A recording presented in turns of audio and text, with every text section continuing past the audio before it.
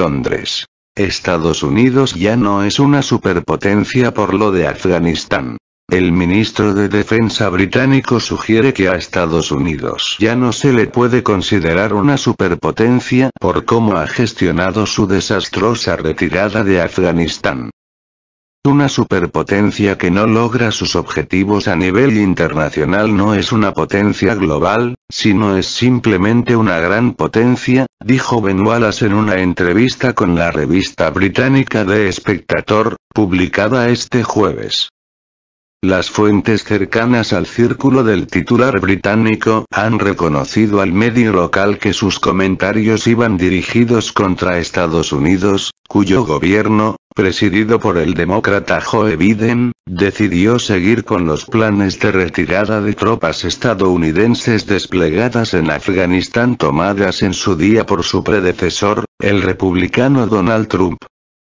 El hecho de que el Reino Unido no haya podido desplegar un gran ejército en el último medio siglo ha dejado en claro que este país tampoco es una superpotencia, ha contestado el alto funcionario a la pregunta formulada sobre si el repliegue de efectivos de Afganistán demostraba los límites del poderío británico en el escenario mundial. En contraposición a unas declaraciones hechas por el canciller británico, Dominic Raab, sobre la evaluación de las agencias de inteligencia ante la retirada de las tropas de la Organización del Tratado del Atlántico Norte, OTAN, en Afganistán era que la situación en el país centroasiático se deterioraría gradualmente y el entonces ejecutivo de Ashraf Ghani resistiría hasta finales del año en curso el avance del grupo armado talibán antes de derrumbarse. Wallace ha señalado que él ya se imaginaba que el juego en Afganistán se había terminado y el control de Kabul, la capital afgana, caería en las manos de los talibanes a finales del pasado julio. El reporte agrega que el alto cargo de defensa británica ha precisado que ya por entonces él pensaba que se iba a acelerar la evacuación del personal diplomático y los intérpretes afganos que habían prestado sus servicios durante los últimos años al gobierno del Reino Unido. No es la primera vez que Wallace critica públicamente a Estados Unidos, ya que a mediados de agosto, cuando los talibanes comenzaban a lograr avances significativos en Afganistán, este describió el acuerdo de paz de 2020, suscrito entre Trump y Talibán, en Qatar, como un error que estratégicamente iba a acarrear muchos problemas. El colapso de Afganistán ocurrió poco después de que comenzara la fase final del repliegue de las fuerzas de Estados Unidos, a la cabeza de la OTAN, que invadió el país centroasiático en 2001, so pretexto de combatir a Talibán y dar respaldo técnico al ejército afgano.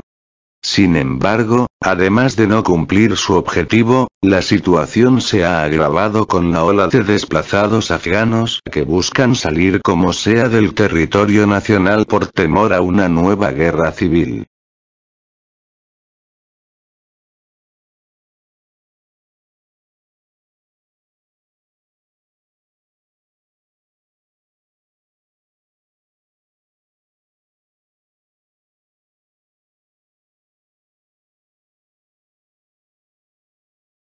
Estados Unidos fracasa en detener venta de crudo iraní mediante sanciones. El ministro iraní de petróleo destacó que, pese a las crueles sanciones impuestas por Estados Unidos, el país persa ha sido capaz de encontrar clientes para su crudo.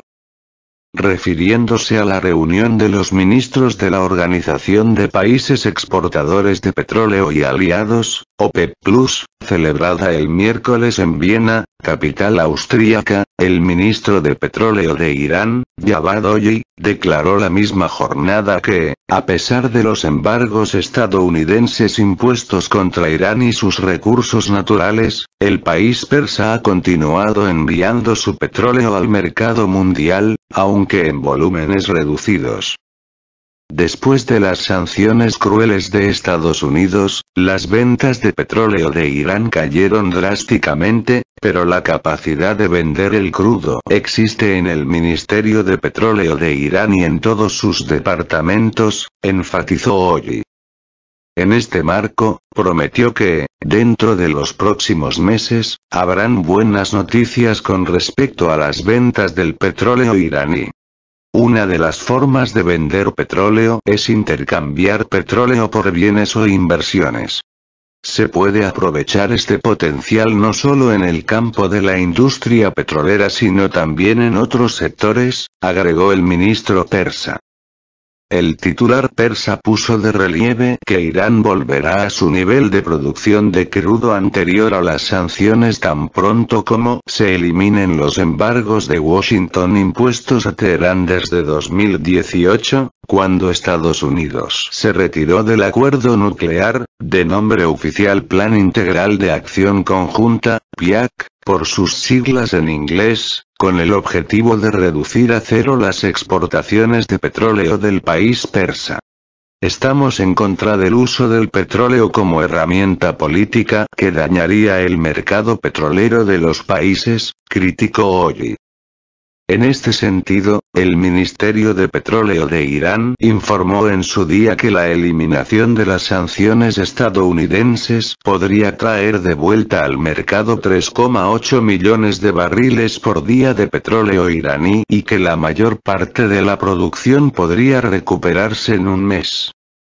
Petróleo de Venezuela, otra víctima de sanciones de Estados Unidos. Respecto a los embargos de Estados Unidos contra Venezuela, otro país que ha sido víctima de las sanciones hostiles del país norteamericano, hoy puso énfasis que la imposición de sanciones ilegales y unilaterales de Washington contra dos miembros fundadores de la OPEC contradice los principios y reglas del derecho internacional.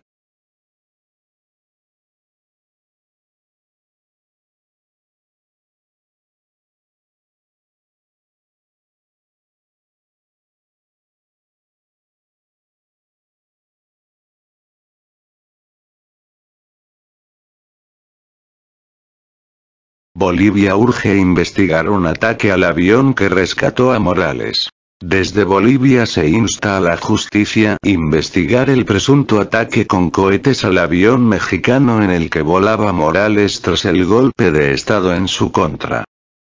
Este es un tema muy grave, la justicia boliviana tiene que investigarlos, porque el nivel de detalle y de información que brinda el piloto es absolutamente verificable, ha afirmado este jueves el embajador de Bolivia ante la Organización de las Naciones Unidas, ONU, Diego Pari, en entrevista con la cadena Bolivia Televisión.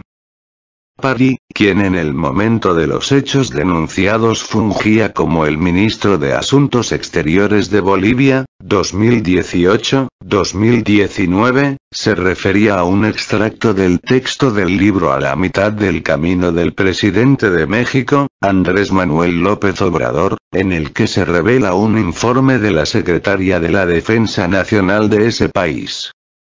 El citado reporte señala que el piloto del avión, en el que volaba el entonces presidente boliviano Evo Morales rumbo a México, que despegó en la madrugada del 11 de noviembre del 2019 del aeropuerto de Chimoré, en Cochabamba, observó desde el lado izquierdo de la cabina de mando una estela luminosa similar a la característica de un cohete, que logró esquivar. Tras subrayar que además de Morales en la aeronave viajaba en ese momento un enviado especial del mandatario mexicano, el alto funcionario boliviano ante la ONU ha reiterado que es un tema muy serio que debe dilucidarse con absoluta claridad. ¿Qué pasó en Bolivia en 2019? Todo empezó con las elecciones presidenciales del 20 de octubre del 2019, en las que Evo Morales venció a su rival opositor Carlos Mesa.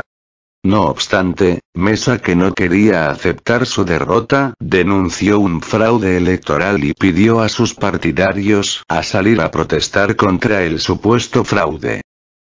A partir de este momento hubo una ola de movilizaciones y violencia en toda Bolivia que obligó a Morales renunciar al cargo el 10 de noviembre, para evitar más derramamiento de sangre, y abandonar el país sudamericano por el imparable plan golpista en su contra que fue orquestado por la oposición, auspiciada por la Organización de los Estados Americanos, OEA, y Estados Unidos. Tras su renuncia, la entonces vicepresidenta del Senado Jeanine Áñez se autoproclamó mandataria interina de Bolivia, pese a no cumplir con los requisitos constitucionales, lo que provocó unas manifestaciones masivas aplacadas por una brutal represión policial. Entretanto, México otorgó asilo político a Morales. Sin embargo, tras el triunfo electoral del actual dirigente de Bolivia, Luis Acre, del partido Movimiento al Socialismo, MAS, en las elecciones del 8 de noviembre de 2020, el líder indígena regresó pasados unos días.